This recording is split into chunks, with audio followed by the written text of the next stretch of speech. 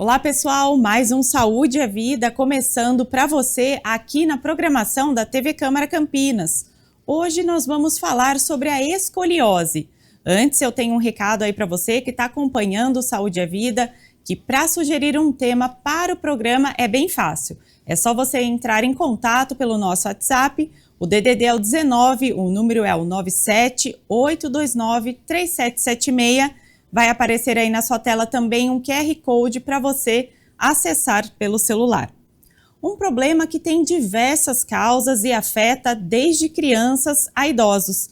Estamos falando da escoliose, popularmente conhecida como a coluna em S ou C. De acordo com a OMS, que é a Organização Mundial da Saúde, a escoliose acomete cerca de 2% da população mundial.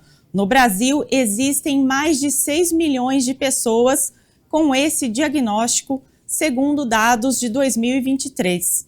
Para falar sobre esse tema, o convidado do programa de hoje é o fisioterapeuta André Pegas, responsável pela rede de clínicas Doutor Hérnia.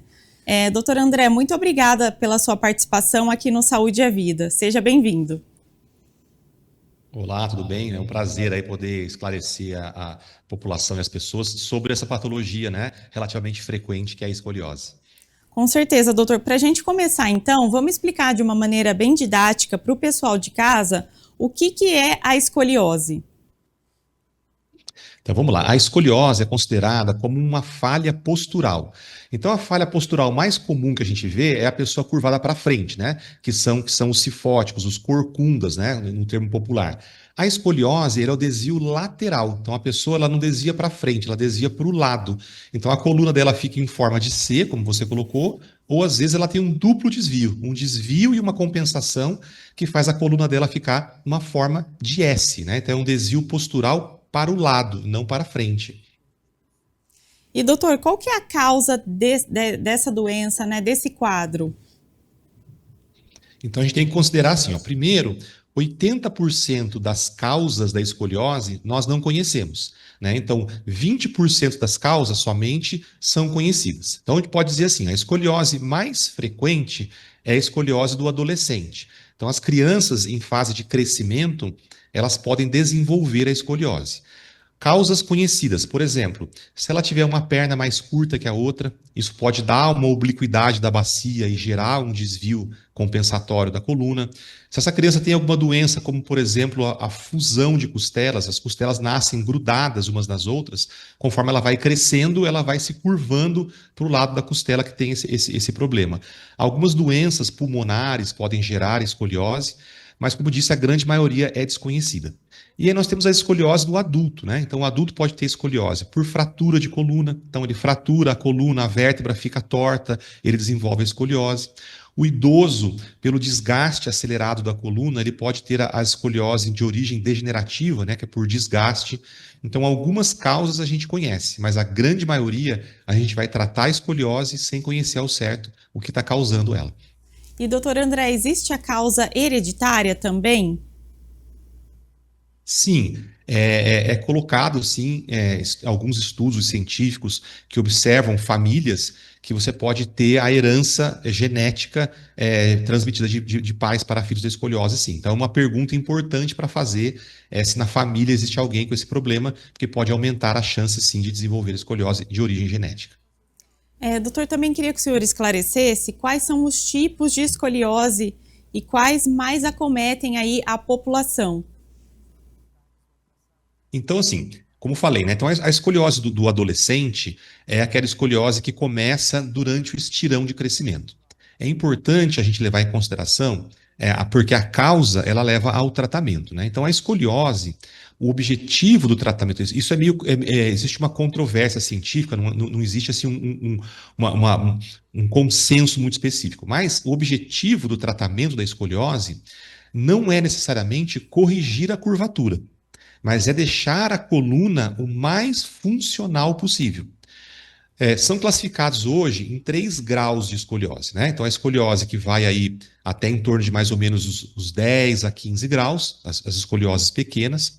Essas escolioses, o tratamento é basicamente com atividade física, exercício, que pode ser fisioterapia, pode ser pilates, enfim, a atividade física para fortalecer essa musculatura e dar mais capacidade para ela, é a escoliose mais comum que acontece no adolescente. Mas é importante a gente salientar que quando a escoliose ela passa desses 15 graus e está ali num grau 2, que é entre 15 a 30 graus mais ou menos, a literatura já fala que além da atividade física, o adolescente precisa também usar o colete corretivo. Porque o colete corretivo ele vai impedir que essa escoliose entre no grau 3. A escoliose, quando vai para o grau 3, acima de 30 graus, ela já pode colocar em risco a vida do adolescente, porque ela pode exercer pressão no coração e levar a uma insuficiência cardíaca. Então, num grau 3, já é recomendado o tratamento cirúrgico, fazer a correção da escoliose de uma maneira mais agressiva, visando o custo-benefício de não levar o adolescente a desenvolver uma insuficiência cardíaca ou uma insuficiência respiratória grave. Né? Mas, basicamente, a grande maioria dos adolescentes estão em escoliose grau 1, ou seja, atividade física, exercício físico, ajudaria essas crianças a finalizarem o crescimento ósseo delas, sem que essa escoliose ultrapasse para o grau 2. A gente tem que garantir que a criança termine o crescimento ósseo dela com a menor angulação possível, porque uma vez finalizado o crescimento ósseo, a escoliose se estrutura. Ela não vai nem para frente nem para trás, ela para naquela angulação. Então eu preciso garantir que ela pare na menor angulação possível. Aí um erro muito comum é os pais, quando levam esses adolescentes a buscarem tratamentos, para o pai, o tratamento da escoliose é corrigir a curvatura. Para nós, da área da saúde, o tratamento é segurar essa escoliose, corrigir o máximo que dá para a criança finalize o crescimento ósseo com a menor angulação possível. E aí a gente vê, às vezes, algumas divergências. Eu levei meu filho para tratar a escoliose e não adiantou nada. É muito importante, quando um adolescente vá a um tratamento, que o profissional consiga esclarecer os familiares sobre qual é o objetivo do tratamento, para que não crie essas falsas impressões, né? O objetivo do tratamento não é reduzir a escoliose a zero, mas é garantir que ela tenha a menor angulação possível até esse adolescente se estruturar e finalizar o crescimento ósseo e essa escoliose então se estrutura e não cresce mais. É muito importante que durante o tratamento o profissional continue acompanhando a escoliose, porque muitas vezes a criança que tem uma escoliose grau 1, que inicia um tratamento por exercícios, essa escoliose continue aumentando e ela passe para um grau 2. Então a gente precisa, além do exercício, entrar com o colete, para que essa escoliose agressiva não vá para um grau 3. O grau 3 seria o grau cirúrgico. Então, a escoliose ela precisa de acompanhamento do adolescente, né? Está em tratamento, mas a cada 6 meses, a cada 1 ano, é preciso refazer os exames e a radiografia para ter certeza que essa escoliose não está aumentando. De fato, o tratamento está estabilizando ela. Isso é um ponto importante. Quando a gente vai para a escoliose do adulto, né, que é causada normalmente por fraturas ou por desgastes, essa escoliose ela já gera sintoma. Ela já pode gerar desconforto, pode gerar dor. E a gente então vai fazer um tratamento funcional para eliminar a causa da dor, porque a escoliose a gente não consegue mais corrigir quando ela está estabilizada no adulto, né? E a escoliose da criança, ela praticamente não gera sintoma. Por isso que é difícil descobrir, porque a criança não sente nada. As meninas normalmente descobrem antes que os meninos, por conta que vai lá se olhar no espelho para experimentar uma roupa, né? A menina mais vaidosa, ela começa a identificar que um ombro está mais alto que o outro, que uma mama está mais para frente que a outra, que a cintura está numa forma diferente, e aí então ela vai comunicar à mãe, e aí a mãe vai levar para poder examinar e ver o que está acontecendo e descobre a escoliose. Nos meninos, descobre bem mais tardiamente, e descobre normalmente as escolioses mais graves. Nas meninas, não. A gente consegue já descobrir as escolioses mais de intensidades menores, de angulações menores, justamente porque a mulher, por ser mais vaidosa, ela acaba percebendo melhor isso no início. Então a gente consegue trabalhar mais cedo com as meninas. Até, doutor, queria entrar nessa questão dos sintomas. O senhor comentou, né, que a escoliose dos adultos, que geralmente que vai gerar aí algum sintoma. Esses sintomas não existem, então, na escoliose do adolescente, nem na da criança, e dos idosos também não? Como que fica esse quadro nos idosos? Porque assim, ó, na criança, quando ela tem o desvio da coluna, que é um desvio postural, esse desvio ele não chega a sobrecarregar as estruturas moles, que são os nervos, os ligamentos, as estruturas que provocam dor na coluna, né? Então, a única coisa que vai ter é mesmo o desvio postural, a estética alterada e a postura inclinada para o lado. Já no adulto, essa escoliose ela já pode levar a desgastes de estruturas sensíveis. Por exemplo, ela pode desgastar os discos, desgastar os ligamentos e exercer pressão nos nervos. Aí sim o sintoma aparece. Então, a escoliose, normalmente ela é sintomática mais para frente, lá no adulto. E a gente vai ter que identificar qual foi o tecido que desgastou, que levou a esse sintoma, fazer um tratamento paliativo para esses tecidos e aí acompanhar, porque como a gente não consegue reduzir a escoliose mais, eu preciso acompanhar, porque frequentemente essa pessoa vai precisar de ajustes, vai precisar de tratamento, porque a escoliose vai ficar sobrecarregando e esses tecidos ficam machucando a coluna, gerando dor. Então, no adulto, normalmente, a escoliose está mais sintomática. Já no adolescente, na criança, ela não tem sintoma, a criança não sente dor, né? E nos idosos também tem esse quadro de dor ou não? A escoliose do idoso, ela acontece por desgaste. E o desgaste por si só já pode gerar pinçamento de raiz nervosa, pode gerar alguns quadros que geram dor, né? Então a escoliose ela se sobrepõe ao que o idoso já vai ter na coluna, que são os desgastes, enfim. Somando com a escoliose, isso pode gerar dor. Aí o tratamento vai ter que identificar o que foi que aconteceu para a gente ver o que é possível fazer no idoso, né? Se o desgaste é muito grande, a gente não consegue fazer muito, né? Mas se o desgaste está em grau inicial, a gente já consegue fazer aí um bom tratamento. Doutor André, vamos falar um pouquinho, então, dos coletes ortopédicos. Eles podem ajudar de que forma, né? E como que os pais, por exemplo, eles podem ser orientados no sentido de qual é o melhor colete, qual médico levar, como que tem que ser todo esse processo, especialmente para a criança e para o adolescente? O colete, ele está indicado justamente para criança e adolescente, está indicado durante a fase de crescimento. São coletes específicos que são feitos para poder estabilizar a escoliose e a indicação do colete, ela justamente está indicado para as pessoas, né, para as crianças, adolescentes que têm escoliose em grau 2. Quem pode fazer esse diagnóstico? Tanto o médico ortopedista como o fisioterapeuta especialista em coluna. Na avaliação física, vai ser identificado que a criança tem um desvio importante da coluna, é solicitada radiografia, tá? Então a escoliose, a avaliação clínica, a gente desconfia que existe o problema. Com a radiografia, nós confirmamos e medimos a escoliose, né? Então, com a radiografia, a gente consegue, então, fazer a medição, identificar quantos graus aquele adolescente tem de escoliose. Se já está dentro de um grau 2, aí, então, é feita a confecção do colete. A criança vai usar esse colete, a priori, o dia todo. Ela tira o colete para dormir e para tomar banho, enfim, para higiene, mas usa o colete o dia todo. E acompanhamos essa escoliose a cada 6 meses.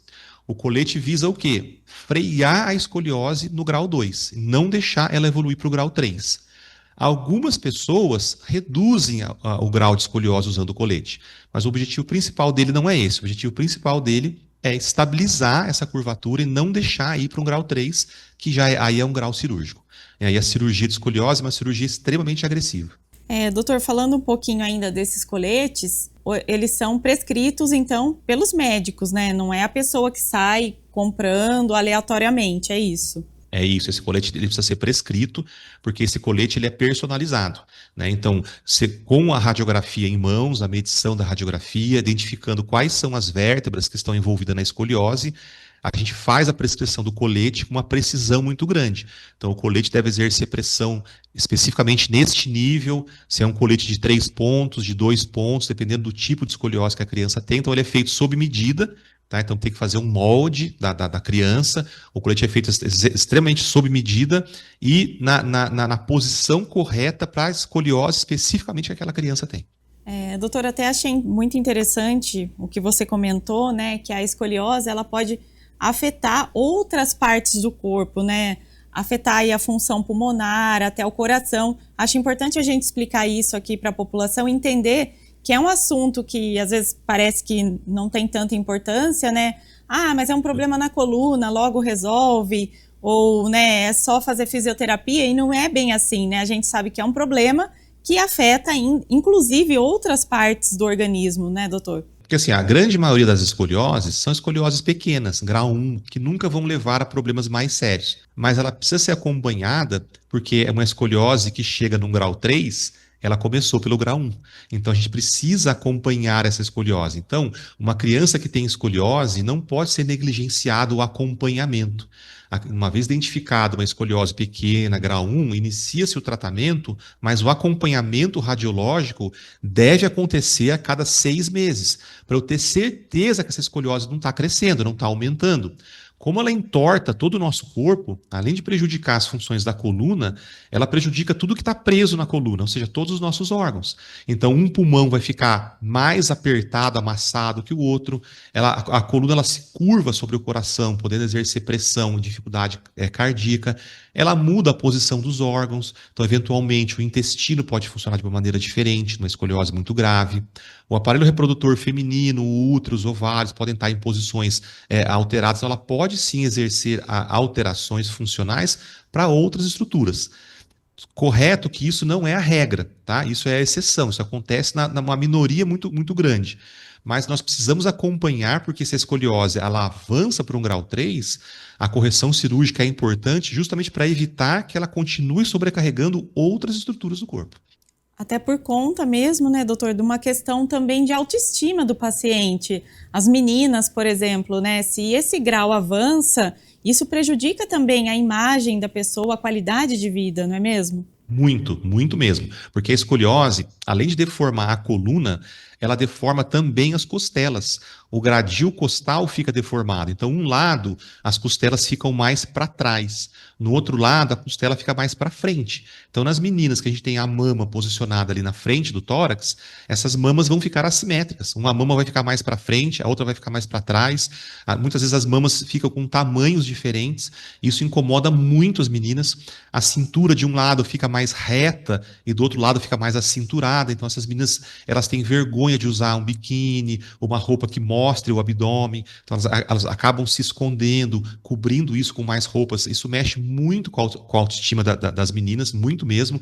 Então, além de afetar organicamente a pessoa que tem escoliose, ela pode também afetar psicologicamente algumas pessoas por conta dessas assimetrias e dessas alterações estéticas. Exatamente, tanto é que existem campanhas também de conscientização sobre esse tema, né?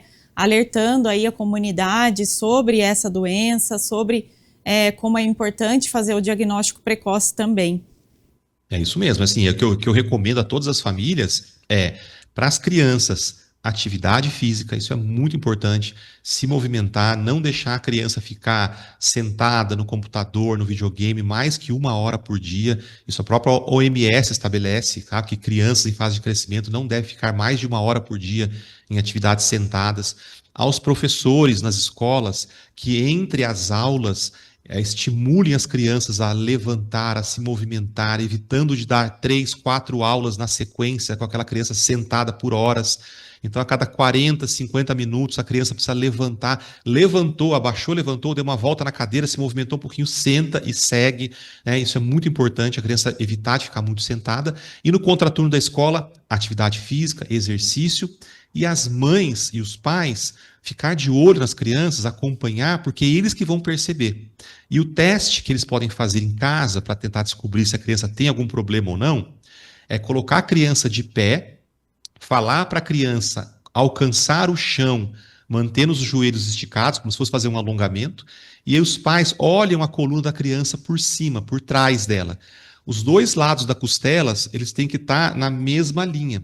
Se quando a criança está curvada para frente, eu noto que uma costela está mais elevada que a outra, isso é um sinal que existe um desvio na coluna. Aí ela pode levar para o profissional para a gente fazer a radiografia e poder então concluir o diagnóstico se existe essa criança está desenvolvendo um processo de escoliose. É muito interessante essas dicas, né, doutor? Eu acho que é até uma forma de orientar mesmo, né, as famílias, os pais, sobre o que fazer. Então, falando disso, é possível a gente prevenir a escoliose, então? É possível prevenir a evolução dela. Prevenir o acontecimento da escoliose é muito difícil, porque a gente está falando de uma doença que 80% da causa a gente não conhece. Então, do que a gente conhece, a gente tenta fazer o máximo possível, se cercar do máximo possível de cuidados para evitar que ela apareça. E o que a gente pode fazer no adolescente? É exercício físico, tá? Aí, uma vez identificada a escoliose, nós vamos buscar por outras causas conhecidas. Se identificarmos, trataremos essas outras causas em conjunto, mas na grande maioria a gente não acha causa nenhuma. Então, a gente vai ter que tratar a escoliose sem conhecer a causa, com exercícios específicos, atividade de fortalecimento, na grande maioria das pessoas que têm uma escoliose grau 1. Doutor, vamos entrar um pouquinho na parte do diagnóstico. Eu sei que você já comentou sobre radiografia, mas como que se dá o primeiro passo aí, né? Os pais descobriram aí que a criança tá com um problema na coluna, levou para o médico. Qual que é o primeiro passo que o médico faz para dar o diagnóstico? Então, o primeiro passo, tanto o médico quanto o fisioterapeuta, tá? Então, o primeiro passo é pedir a radiografia. Então, com a radiografia em mãos, a gente tem ali a presença da escoliose, a gente vai fazer a medição para ver quantos graus essa escoliose tem, para daí classificar essa criança em grau 1, 2 ou 3. A partir dessa classificação, vai nascer o tratamento. Se é um grau 1, exercício, um grau 2, exercício mais colete, grau 3, cirurgia. Mas o diagnóstico, ele é um diagnóstico extremamente simples, aparentemente simples, é uma radiografia. Mas vale muito a gente salientar que não é qualquer radiografia. Tá? Então, a criança, quando for fazer a radiografia para a escoliose, é importante que a radiografia seja feita de pé, nunca deitada. E a gente vê um número muito grande de radiografias que é tirado deitado. Radiografia que é tirada deitada não vale para avaliação postural. Para avaliação postural, precisa estar de pé. Então, a radiografia tem que ser feita de pé. Esse é um ponto bem importante. Descalço, tá? Então, tirar o calçado, com os pés no chão, feita a radiografia. Se a criança usa óculos, é importante fazer a radiografia com os óculos e não sem os óculos. Então, é uma radiografia que ela é muito específica para dar para a gente uma precisão do diagnóstico. Porque, às vezes, fez a radiografia deitada, apareceu uma escoliose. Mas a criança nem tem escoliose, ela só deitou torta. Entende? Então, o exame ele é simples, mas ele precisa ser bem feito para que a gente tenha um diagnóstico preciso e aí entrar com um tratamento preciso. Senão pode até acontecer um diagnóstico errado, né? Tratar uma escoliose que nem existe. Que não existe. Isso acontece bastante, viu? Os falsos positivos. Então, o exame mostra uma escoliose, está tratando, aí quando vem para o consultório, a gente vai avaliar e fala, nossa, mas seu filho não tem escoliose. Vamos fazer essa radiografia de novo dessa maneira, e aí vem e fala, de fato, ele não tem. Então, foi uma radiografia que foi tirada equivocada e gerou um diagnóstico equivocado, e a partir daí um tratamento equivocado. Existe medicação? A pessoa tem que tomar algum analgésico aí para dor, né, quando tem um sintoma? E depois queria que o senhor comentasse sobre a cirurgia, como que ela é feita. O senhor já disse que ela é bem invasiva, né, bem complicada. Como que se dá todo esse processo do tratamento? Então, para o adolescente que não sente sintoma nenhum, o tratamento basicamente são os exercícios, né? Agora, quando a pessoa já sente dor, então é um adulto, é um idoso que tem dor e escoliose, nós precisamos fazer assim um diagnóstico diferencial. Entender assim, ele tem uma escoliose, o que mais além da escoliose essa pessoa vai ter? Porque ela pode ter uma escoliose e uma hérnia de disco, então ela tem 2 problemas na coluna, né? Ela pode ter uma escoliose e uma artrose importante. Então a gente vai tratar os problemas que aparecem. Isso pode ser feito com medicação, isso pode ser feito com um tratamento específico de fisioterapia, tratar a causa dessa dor do paciente, para que o paciente tenha a coluna mais funcional possível. Às vezes, até na maioria das vezes, a gente consegue eliminar a dor, tá? Mas a escoliose permanece. Por isso, a gente tem que, então, ter um acompanhamento com esse paciente. Quando ele vai para grau 3 e precisa da cirurgia, eu não sou cirurgião, mas a gente aqui acaba atendendo pacientes que fizeram cirurgia, né? Mas a cirurgia era uma cirurgia extremamente agressiva, é um corte que abre a coluna inteira do paciente, ou seja, do pescoço até a bacia, e são colocadas hastes metálicas, que podem ser hastes rígidas, hastes flexíveis, dependendo do tipo de cirurgia, e vai então desentortar essa coluna o máximo que consegue com hastes metálicas, né? Então, uma cirurgia bem agressiva.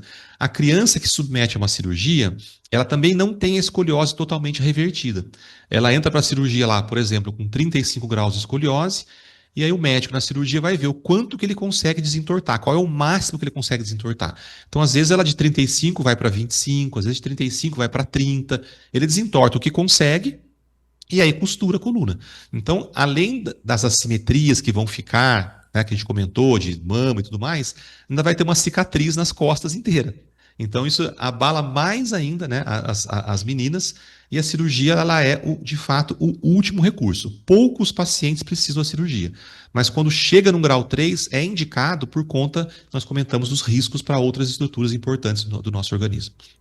Doutor, e como o senhor disse, né, essa cirurgia, ela é uma cirurgia arriscada para criança, para adolescente, até para adulto, né? Toda cirurgia envolve risco. Tá? Então, o risco inerente da cirurgia, né? Anestesia, infecção hospitalar. Então, toda cirurgia é uma cirurgia que tem um risco maior. Essa cirurgia, ela não corre risco, o ato cirúrgico em si, risco de vida nenhum, né? Mas é uma cirurgia agressiva, né? Não é uma cirurgia arriscada à vida, mas é uma cirurgia agressiva para a coluna do paciente, mas necessária, né? Ela, de fato, quando chega nesse ponto, ela é necessária. Agora, em termos de risco, é o risco inerente da própria cirurgia, de qualquer outra cirurgia. Qual que é o tempo ideal, assim, de internação para fazer essa cirurgia e o pós-tratamento, né? Como fica o paciente, o tempo de recuperação é longo? Então, como eu não sou cirurgião, isso é muito específico do próprio cirurgião, né? Então, o quanto tempo vai ficar internado, como que vai ser esse pós-operatório no hospital, isso assim, é muito específico. A gente recebe o paciente já depois da alta médica. Então, todo o processo de cicatrização da pele já bem feito, a haste metálica já bem fixada, bem integrada. Então, quando o médico observa que já venceu essa etapa da cicatrização do procedimento cirúrgico, ele libera esse paciente, então, para a volta do exercício, para a volta da fisioterapia. Isso, às vezes, pode se dar 60 dias depois da cirurgia, 90 dias depois da cirurgia, depende do caso, depende de como foi o processo de recuperação da pessoa, né? Mas isso é muito específico daí da avaliação, que é muito, muito individualizado isso, né? Por exemplo, uma pessoa que vai fazer uma cirurgia de coluna e é fumante, ela tem um prognóstico de recuperação bem maior do que um que não é fumante. Né? Então, assim, tem alguns detalhes aí que podem influenciar nessa recuperação. Doutora Andreda, além da cirurgia, né, que é aí o último recurso aí para o tratamento, existem outras alternativas? Por exemplo, RPG, várias sessões de fisioterapias, alguns exercícios específicos que podem ser ali aliados nesse tratamento? Sim, o exercício ele sempre vai entrar aliado no tratamento da escoliose, né? E agora, quais exercícios? Existe uma imensa modalidade, né, desses exercícios. Como você citou, o RPG é um tipo de exercício que trabalha a coluna, o Pilates é um tipo de exercício que trabalha a coluna, o iso-stretching, a própria academia, os exercícios funcionais. Então, assim, tem várias modalidades de exercício para a coluna. O que é importante é que esses exercícios sejam muito bem específicos. Então, uma pessoa que tem uma escoliose em C, com concavidade à direita, ela não pode fazer o mesmo exercício de uma outra que tem uma escoliose em S. Né? Então, a especificidade do exercício ela é muito importante. Então, o profissional que vai avaliar essa criança, esse adolescente, né, essa pessoa com escoliose, ele tem que prescrever um exercício específico e especializado. Ela não pode entrar em grupos.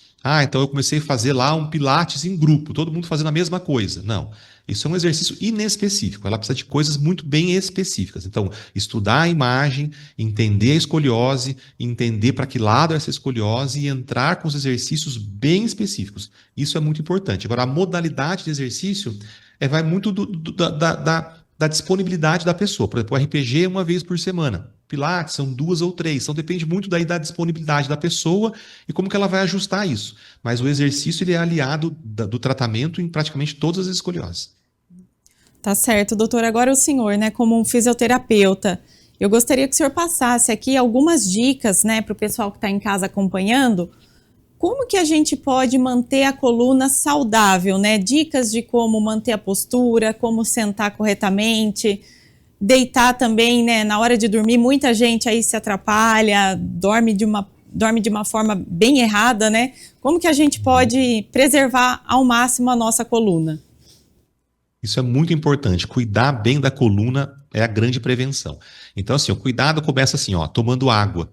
Né? Então, assim, 85% do nosso disco é água. Então, ele tem que estar bem hidratado. A gente tem que ter um consumo de água ao longo do dia, isso é muito importante.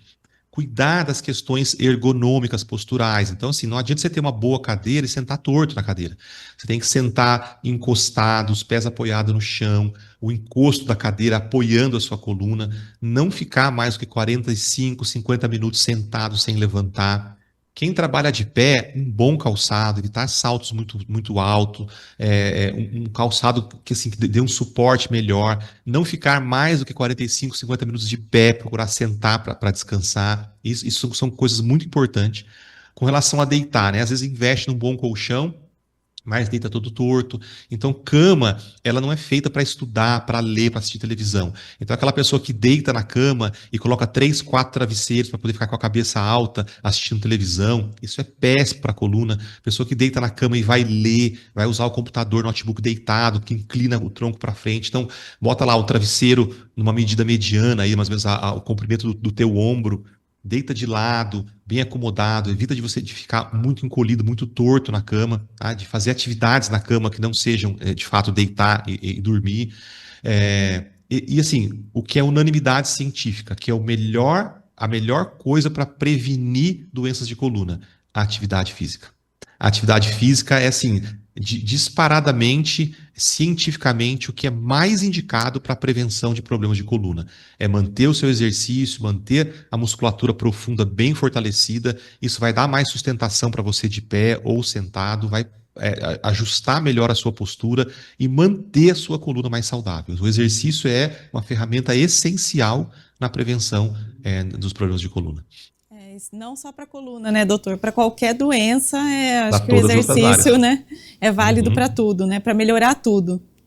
Tudo. O exercício é assim, ó, tem que estar na nossa rotina, né? Então, quem tem exercício na rotina, eu falo assim, olha, vai ter menos gasto com remédio lá na frente. Então, prefira investir numa mensalidade de uma academia do que numa mensalidade de remédio lá para frente. Então, o exercício, ele é a grande prevenção de problemas. E, assim, sem dúvida nenhuma, também cuidar da saúde emocional, né? Então, uma pessoa que está emocionalmente abalada, a postura dela está modificada. Uma pessoa triste, ela tem uma postura característica, né? Uma pessoa feliz tem uma outra postura característica. Então, assim, é tudo muito interligado. A postura, ela se conecta com várias partes do organismo, várias questões do organismo, né?